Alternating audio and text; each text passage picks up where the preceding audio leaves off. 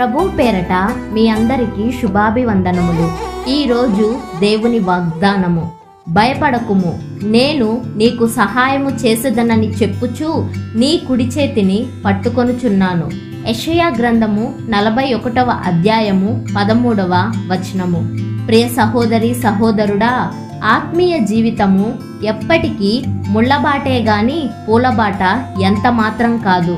కానీ మనం వెళ్ళే ఈ ముళ్ళబాటలో మనం భయపడకుండా ధైర్యంగా ముందుకు సాగాలనే ఈరోజు ఈ వాగ్దానాన్ని దేవుడు మనకు దయచేశారు.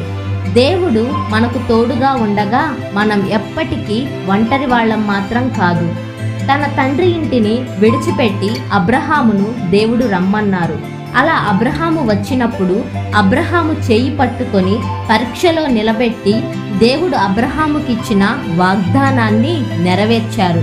తన సొంత సహోదరులే యోసేపును ద్వేషించిన, వేరే దేశానికి బానిసగా అమ్మివేసినా అక్కడ కూడా యోసేపు శోధనలో పడిపోకుండా యోసేపు చేయి పట్టి నిలబెట్టిన గొప్ప దేవుడు.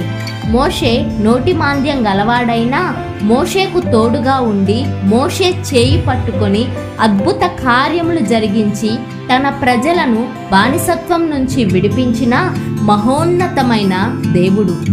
ఆనాడు అబ్రహాము, యోసేపు, మోషే వీరందరి చెయ్యి పట్టి నడిపించిన దేవుడు, వారికి సహాయము చేసిన దేవుడు నీకు అదే వాగ్దానం ఇస్తున్నారు. దేవుడు నీకిచ్చిన వాగ్దానం నీ జీవితంలో నెరవేరడం నీ చుట్టూ జరుగుతున్న పరిస్థితుల వల్ల నీకు అసాధ్యం అని అనిపించవచ్చు, కానీ ఆయనకు సమస్తమును సాధ్యమే. మాట ఇచ్చి తప్పుటకు ఆయన నరుడు కాడు. కనుక నువ్వు ధైర్యంగా ఉండు.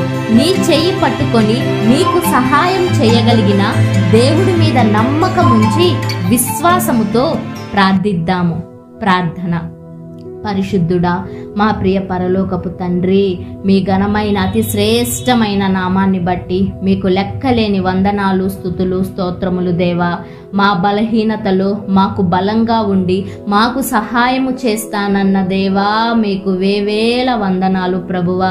అయ్యా, ఈ ఆత్మీయ యాత్రలో ఎన్ని ముళ్ళబాటలు ఎదురైనా, మేము వెళ్లే దారి ఎంత ఇరుకైనా అయ్యా భయపడక ఎక్కడా ఈ లోకంలో పడిపోకుండా మా చెయ్యి పట్టుకొని నడిపించమని, మాకు సహాయమును చేయుమని యేసు నామములో ఈ ప్రార్థన అడిగి వేడుకొనుచున్నాము తండ్రి. ఆమెన్.